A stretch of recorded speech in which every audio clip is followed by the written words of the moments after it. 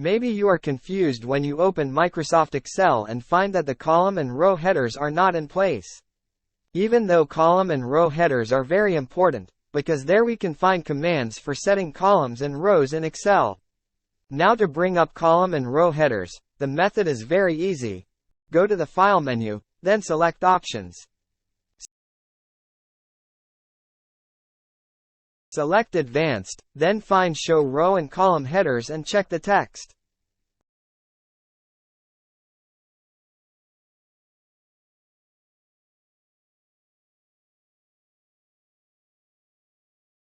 After that, click OK to save the settings and see the results.